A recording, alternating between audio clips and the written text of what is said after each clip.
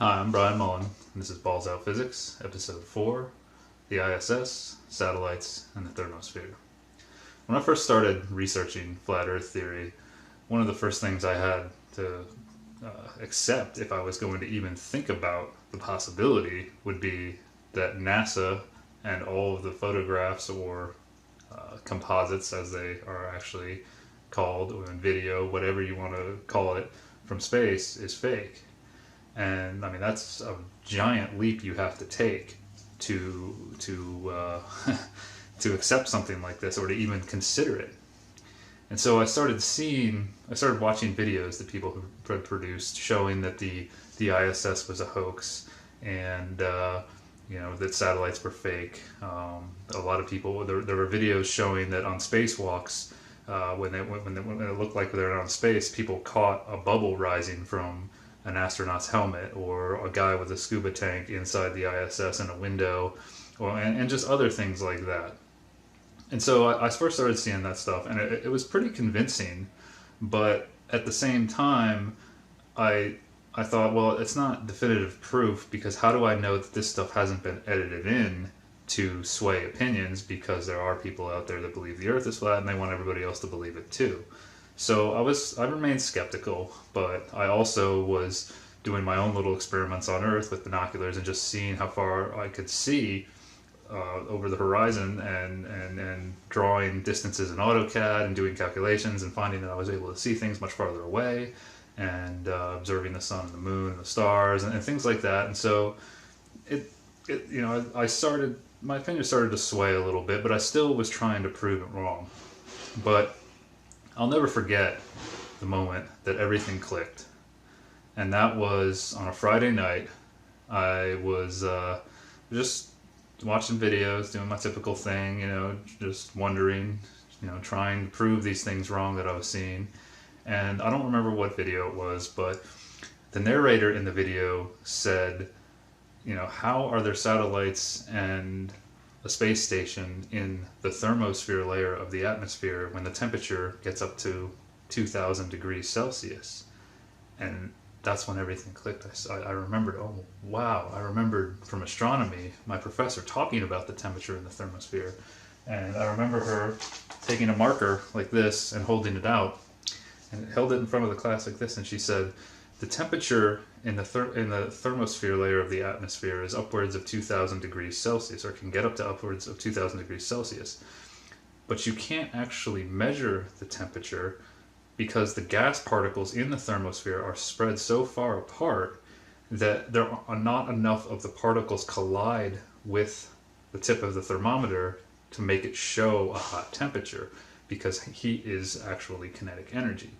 And a thermometer works by measuring basically the collisions, the energy being transferred to it, and that's why it shows you what the actual temperature of the liquid or the air or whatever is. And so I remember sitting in class and thinking to myself, well, how did they measure the temperature in the first place? How do we know it's 2,000 degrees Celsius if you can't measure it? And I thought about maybe thermal imaging or something, but still you have to be measuring that kinetic energy. So it didn't make sense to me. But at the time, I didn't put two and two together and realize that that's where the majority of LEO, which are low Earth orbit satellites, and the International Space Station and the Space Shuttle used to be. What they used to, or the Space Shuttle used to be, but everything else orbits the Earth. And so when that hit me, I said, wait a second, this can't be. And I thought about the thermometer. I really started to think about thermodynamics. And I had to take thermodynamics to get my engineering degree, and so I went and I pulled out my thermodynamics book. I actually kept all my books. I didn't know I'd be using them for something like this later in life, but I knew I wanted to have them for reference. And so I got my thermodynamics book out, and I went to the first law, because I remembered what the second law was, but I wanted to read them both again. So when you go and you read the first law of thermodynamics, per this book, says, the first law of thermodynamics is simply an expression of the conservation of energy principle, and it asserts that energy is a thermodynamic property. And that's basically a more complicated way of saying what I just said, that heat is energy, kinetic energy. Okay? And the second law of thermodynamics asserts that energy has quality as well as quantity, and actual processes occur in the direction of decreasing quality of energy. And what that means in terms of heat is that heat, something that's hot heat will move to a colder area, because the energy in something that's hot is higher than the energy in something that is cold. So they give an example, and they say, for example, a cup of hot coffee left on a table eventually cools, but a cup of cool coffee in the same room never gets hot by itself. The high temperature of energy of the coffee is degraded. It's transformed into a less useful form at a lower temperature once it's transferred to the surrounding air. So they give a little picture, or they show a little picture of this. I mean, you can probably imagine a cup of coffee cooling down, but they show that, you know, if the cup of coffee is 70 degrees Celsius and the surrounding environment is 20 degrees Celsius, eventually the heat will dissipate from the coffee and become the same temperature as the room around it, or the area around it. I mean, this is common sense. Everyone knows this, that if you leave something out that's hot, soup or whatever, and you don't consume it in time, it's eventually just going to be room temperature, and it may not be as enjoyable. So, keeping that in mind, hot goes to cold. Now, before I took thermodynamics, I actually knew this pretty well, because my dad is a mechanical engineer, and he basically groomed me to be an engineer from birth, because that's what he is and that's what he knows. And he told me hot goes to cold. He wanted me to know that. It was something he was adamant about. But the way I really learned it is whenever I would leave the back door open in the summertime, he would say, "Brian, shut the back door. You're letting the heat in." But in the wintertime, it was, "Brian, shut the back door. You're letting the heat out." He always said it right. He always said that the hot goes to the cold. And so that was always ingrained in my head. And then when I took thermodynamics, I actually found the class very interesting, because it built off of that basic principle that hot goes to cold. So why this all clicked for me, and you may or may not agree with this, is that I don't understand how this heat is not being transferred to the International Space Station and all the satellites up there.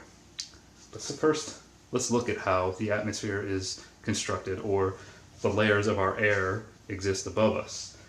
If you go to Google Images or Google Images, or just get on Google and type in layers of the atmosphere or temperature, you might find this chart. I found this one. I decided to print this one out because it was the most clear.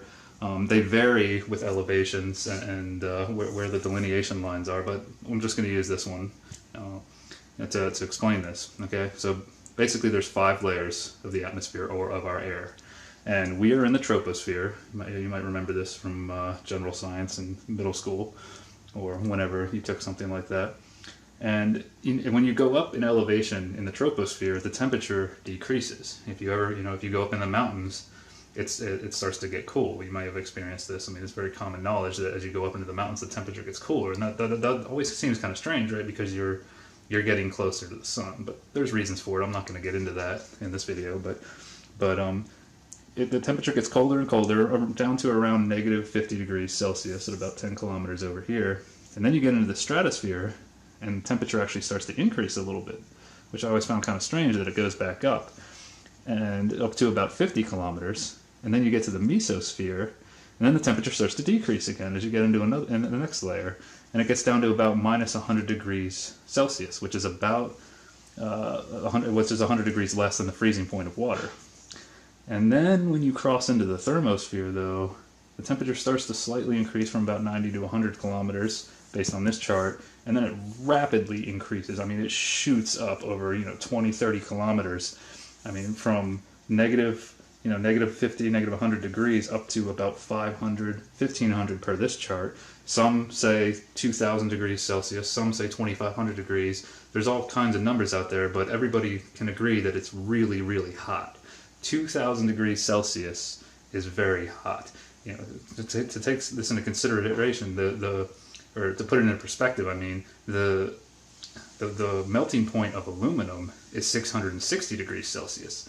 And satellites and the ISS are definitely going to have a lot of aluminum on them. They're also going to have a lot of plastic on them for circuitry, circuit boards, and things like that. And plastic is made plastic melts at around the boiling temperature of water, which is about 100 degrees Celsius. So keep that in mind. So you see the temperature keeps going up into the exosphere, and it keeps going up and up and up off the chart. And the exosphere is basically the last layer of the atmosphere, where the gas thins out so much that eventually you get to a point where there's no more gas and you're in space. I mean, this is what I was taught in astronomy, and this is the general idea. I don't know if I said it exactly right, but that's the accepted theory. Okay?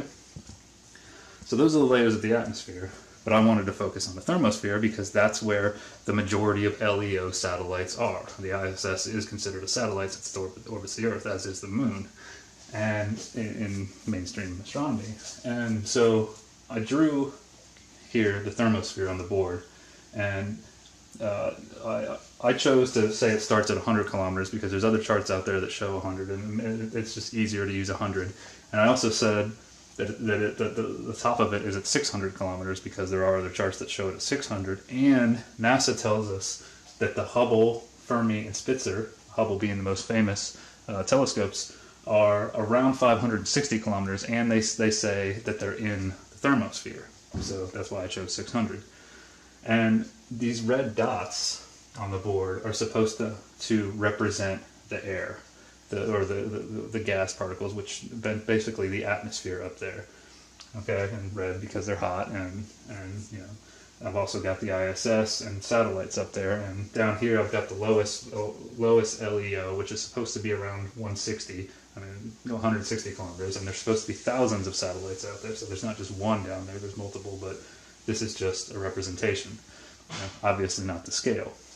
And so when you start to think about how heat works, heat and pressure works, if you, or gas works, think about a pot to visualize the air in the atmosphere. You think about a pot on the stove. You fill it with water, put it on the stove, you say you want to boil some water. Put it on the stove, and you turn the temperature on high, okay? And eventually, about 5-10 minutes, you've got boiling water, and sometimes, you know, the top will start to rattle around, depending on how much water and air you have in there, what the ratio is. Because, you know, the top will start to rattle around, and it can even blow off. And that's because pressure and temperature are proportional. This is one of the things I found most interesting in thermodynamics, and one of the things you learn. As you increase temperature of a gas or a liquid, it wants to expand. And if you have it contained in a vessel like this, the pressure will increase because the particles are all bouncing off of each other, and it's trying to move out away. So I tried to illustrate this, that at the lower temperatures of the thermosphere, the air is going to be more dense. If you see, I've got more dots down here than I do up here because the gas starts to try to expand away from each other because it's hot. The hotter it gets, the more the particles want to get away. Okay? But the particles are so far apart where all these satellites are that there's not enough of them colliding with the satellites and the ISS and everything to make them melt. That's basically what my astronomy professor said with the thermometer example, and this is the general accepted excuse or reason for why these satellites aren't melting and why astronauts aren't burning up, and that's it. Okay, and so it kind of makes sense. Someone pointed out on my channel, he made a pretty good comment. He said, well, what if it's like an oven? You know, when an oven's hot, you put your hand in the oven, and your hand doesn't burn up immediately. You can put your hands into the oven because the air is pretty spread out. You know, but if you keep your hands in there, eventually they will start to cook. Okay, and I thought that was a good example, and it made me really start thinking about this. And I thought, well, if something's hot, you know, to keep it hot with the surrounding cooler environment, you have to keep putting heat into it or energy into it to keep it hot. So going back to the pot example, the pot's on the stove, the lid's rattling around. You say, oh, the lid's going to blow off, so you turn you just turn the dial off, turn the heat off right away, and usually the lid stops bouncing around pretty quick, and the pot and everything cools down pretty fast because the room temperature air around is so much lower. And that gets into potential difference. The lower the temperature, the more mass around something that's hot, the quicker it can the temperature can dissipate to the surrounding environment. Okay, so I started thinking about the thermosphere in this sense, and all these red particles, you know, they or these gas particles, the red dots representing them. Something's got to keep them hot, right? Because space is supposed to be cold, very cold, because there's nothing out there. And the mesosphere below the thermosphere is also minus 100 degrees Celsius. If you can see down here, I drew a bunch of blue dots and tried to show them very dense because the temperature's cold, so they're closer together. Okay? And another thing I wanted to point out, this kind of a side note, is that when you heat things, every material expands when you heat it. All materials expand. And you know, if you remember solid, liquid, gas from basic science courses, they talk about, you know, generally liquids become gases as you heat them. And you know, so all materials expand as you heat them and contract when you cool them. But there is one material that does something different when it's cooled, and that's water. Water, when you heat it, it expands, just like in the example with the boiling pot, becomes steam, and the hotter the steam gets, the more it wants to expand. I think there might be a plateau, though. I can't remember. I've got to get back into that. But it does expand. And when you cool it, and it goes to its liquid form, it cools and cools and cools down to, the boiling point of water is 100 degrees Celsius, and the freezing point is 0 degrees Celsius. And water actually gets its most dense in its liquid form at about 3 or 4 degrees Celsius. There's been experiments and research on this. I'm not sure what the exact temperature is, but somewhere around 3 or 4 degrees Celsius, water is actually its most dense in its liquid form. And then when it freezes, something amazing happens, I think. It suddenly expands. All the particles fly away from each other and they freeze. I mean, they don't stop moving. They're still moving. I mean, solids still have particles moving in them, or atoms, molecules, whatever you want to call it. But the water freezes and becomes less dense, and that's why it floats, because it's less dense than the water. That's pretty amazing when you think about it. I mean, water makes up our bodies, and 75% of the Earth, 75% of our bodies, 90%, and some people say. I mean, it varies, and it's the life giver, in my opinion, of all materials. I mean, we have to have water, and it does this amazing thing that nothing else does. I'm getting a little off track there, but I think that's a very interesting side note and something to keep in mind when you're thinking about things heating and cooling. Okay, but back to the thermosphere. Okay, there's gas here, and there's air in the thermosphere, represented by these particles, and they're hot, really hot. You know, as you get up to the top, you know, they get around 1,500, 2,500 degrees Celsius, as I've written up here, and they get in the exosphere. The air particles are still hot, but they're very far, they're spread apart, and not enough of them are colliding with the objects that are up there, so that's why we're told that they don't burn up. Well, something's got to be keeping the thermosphere hot. And what is that? Well, obviously it's the sun, because that's what's supposed to warm the Earth. But that's also kind of questionable, because you know, the reason that heat isn't transferred to the satellites is because the air particles are too far apart.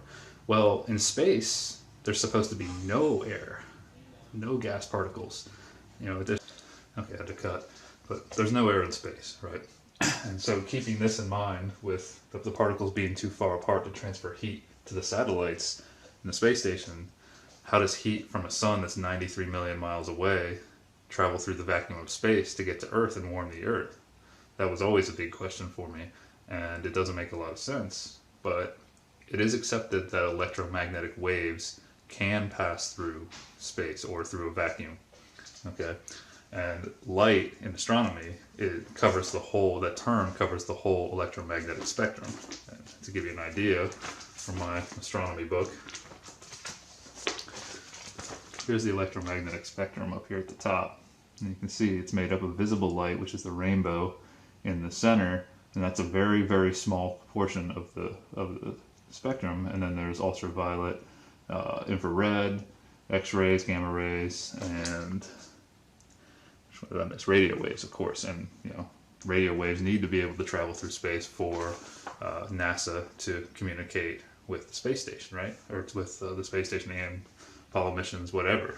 That has to be true for that to be, for communication to be true.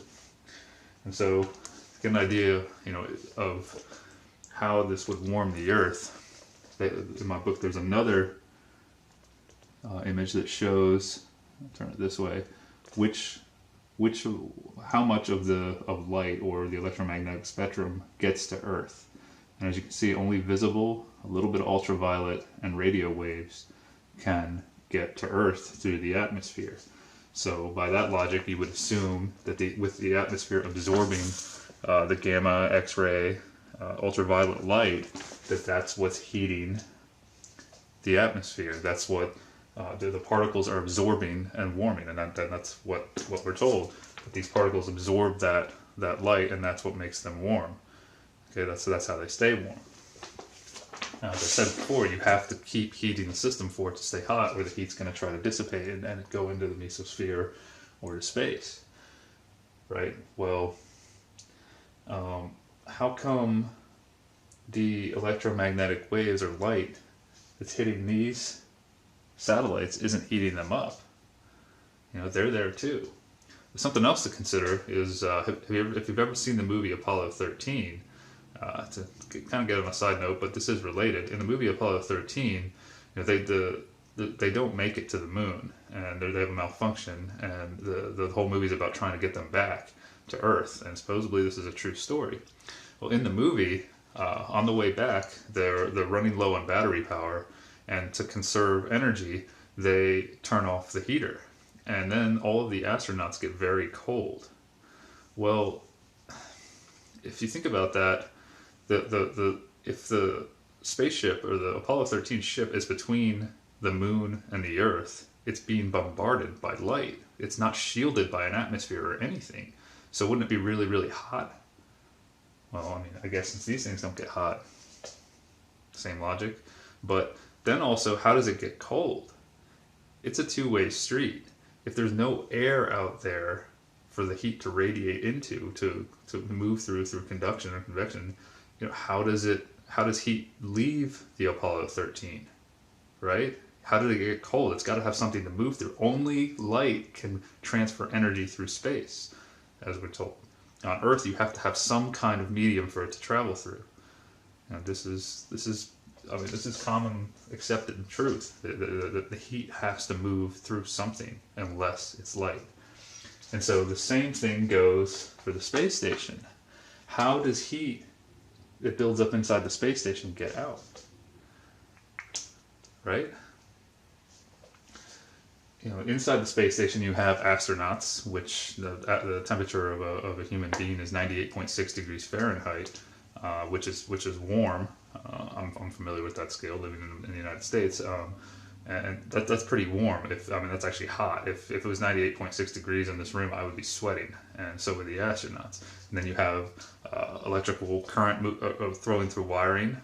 Anytime electrons flow through anything that generates heat, and all kinds of systems on the space station. How does the heat get out of the station if there's nothing to dissipate it through? Right? There's no collision. There's not enough collisions with these particles to transfer heat into the station. So how does that heat get out? It would be really warm, if not hot, inside the station. And then, when you think about it, that means that there's some kind of barrier here.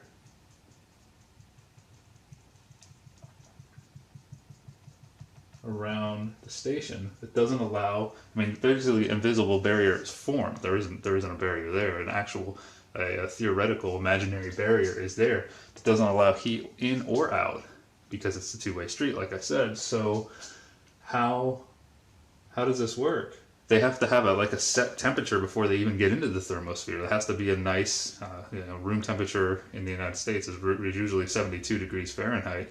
And they look like they're in an environment like that when they're on the space station and wearing collared shirts and pants. Most of them, they probably want something that's comfortable so they're not sweating and they look fairly comfortable. So how do they set that temperature? Heat can't go in or out. So going back to the electromagnetic waves and it's hitting these satellites, but they don't get hot. But if these gas particles absorb light and energy and get warm, these satellites are made of metals and very dense matter, and they're cool. They're going to absorb that light too. How do they not absorb the light? How does it choose to only warm the atmosphere but not the satellites and not the Apollo spacecraft or not any of the probes that have been out in space that are getting hit by direct sunlight?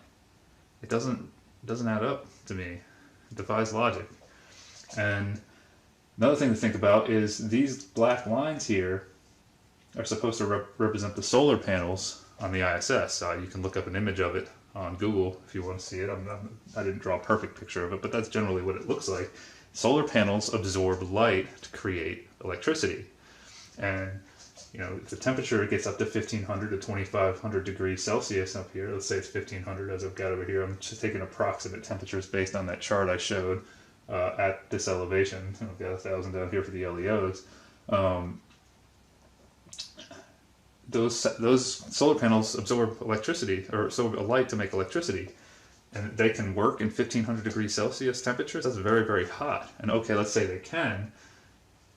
And they're getting hot and they're connected to the station. Shouldn't they be transferring heat into the station? I mean, through the matter that they're connected with?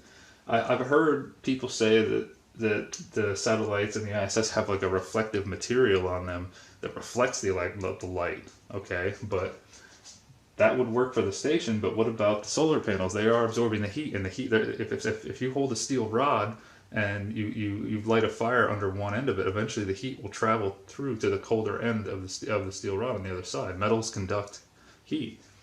I mean, basically all matter does. So heat will distribute itself through all matter. Hot goes to cold. It'll go to the colder pieces of matter. So how does this work? And if there is really a reflective material that can then reflect the light back off of you, I want clothes made out of that for an August day in Florida. Because when the sun is on you in August and early September in Florida, it is miserable here. It is very, very hot and it's humid. Yes, the ambient temperature around me is also warming me. But when I go in the shade, it's cooler. So if you can get this reflective material, I really want some. I want a hat made out of it, everything. Of course, they'd probably say it's very expensive. So this, in my opinion, defies the second law of thermodynamics. And we write laws. Science says something's a law. I don't agree with this, but we basically say that nature has to follow that law all the time. I think that's a little arrogant for us to do, but that can be seen in the whole theory of dark matter. That dark matter is theorized because galaxies appear to spin so fast that there's not enough mass in them that defies the law of conservation of angular momentum. So we have to theorize that there's dark matter to obey our laws of science. But this is disobeying the second law of thermodynamics. So we're contradicting our methods of analysis here and acceptance. So I can't believe that these things are here. I can't believe that any spacecraft have gone to the moon because they would get hot based on how all of this is supposed to work.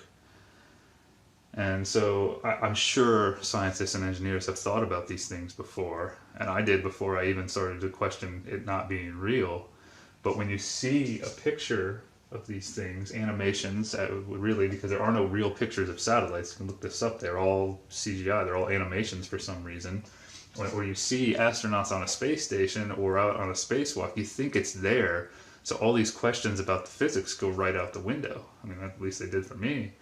But then when I say, well, wait a second, what if they're faking it? Then all of this comes roaring back.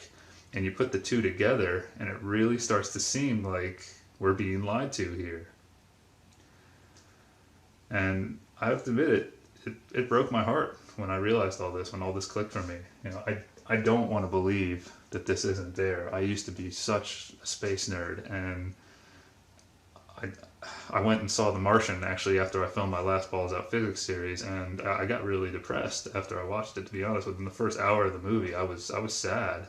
I missed the idea of humanity getting off of Earth and exploring the stars, but logic, I'm not going to let my emotions overpower my logic, because then I'm just lying to myself. And that's just silly. And I really hope that most people out there aren't doing that, because logic, we need to use logic here. And so go check out these hoax videos. Go think about things like when they're out on a spacewalk, they are always looking at Earth. They never have any equipment on the other side of the space station looking out into the great void of space. Well, people say that's because you can't film the fourth wall, or because, I mean, that would be hard to fake, I think, too. And then there's other things like, you know, the inside shots when they're showing the astronauts. People point out that they look like they're harnessed, and if you think about it, you could fit every inside shot of the ISS we've seen could fit inside a 767 or 777. So you could use a combination of harnesses and a zero-G plane, diving and climbing at the right angles to create the zero-G effect. Because you can buy tickets to go on a zero-G plane, and I mean it's expensive, but you can do it and experience weightlessness. And we have videos from the inside of those planes, and those are a good thing to watch and to compare to some of the footage we see from live interviews with astronauts. Apparently Scott Kelly allegedly just returned from space after almost a year up there.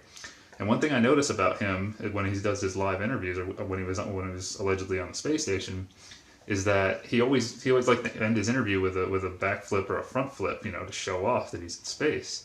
But he's bald, and when he did that, you notice his face and his head get red. Well, he's supposed to be in space. He's supposed to be weightless. So when he turns upside down, it seems like the blood is rushing to his head like it would on Earth. I don't think that should happen in space, because unless you consider maybe centrifugal forces are doing that, and going back into episode 3, if you watch that, where you know there's a force pulling towards the center of a circle in rotation, but that's supposed to be balanced in space, which I'll go back and make a sub video to episode 3 to explain that. But it doesn't add up. It really doesn't. So I don't know what to conclude. I cannot believe that they're in space. I think after all of this that all space agencies have been lying to us. It breaks my heart, like I said, but I mean it's pretty obvious to me that it's all been faked, and that means a lot of countries are in on this. And a lot of people say, well, that's too big of a conspiracy. It can't exist. Well, just because something seems too big, just saying it's too big does not disprove all of the evidence that points to the fact that it is actually happening. And something else to consider is that every single country that has a space program also has a privately owned central bank. And governments, the media, and our education systems, in my opinion, do a very good job of keeping that information from us, that central banks are privately owned by big banks. And so most people don't know that. That's a huge deal, in my opinion. It's really not that far-fetched to me. I mean, the amount of lies I've seen from governments and media in my lifetime, it just doesn't add up. So think about this one. Think about this being real or not. Ask yourself, do you really think they're up there? Go watch ISS footage. Go look at pictures of satellites. Ask yourself why when they're out on spacewalks, they never see the thousands of satellites that are supposed to be up there. You never see one go whizzing by. Or why they never, when they're inside the station, they don't show off more and show us the void of space from inside the station with a camera looking out. There's just not enough. I don't see enough to believe it's true, and then the physics is defied. So whether the Earth is flat or a sphere or concave, I don't know that really at the moment. I'm still working on that. I don't know if we have a working model of our world at all, but I know for sure that space, that men in space, human beings in space, is a lie. I don't think they've ever been there. And you may disagree with me, and that's fine, but make sure you prove it to yourself that they are there or they aren't there. Okay? Like I said, I don't want to believe it, but I have to follow logic. So, until next time, let's keep pushing for truth on this. And, one more thing I want to say is, last year NASA's budget was over $19 billion. Until we get some really good answers to these questions, I don't think we should be giving them that much money every year. And with $19 billion, you could easily fake this. It would be a lot easier it would be a lot more cost effective to fake this and have a lot more money left over than it would be to actually do it. So, until next time, think about all this. Peace.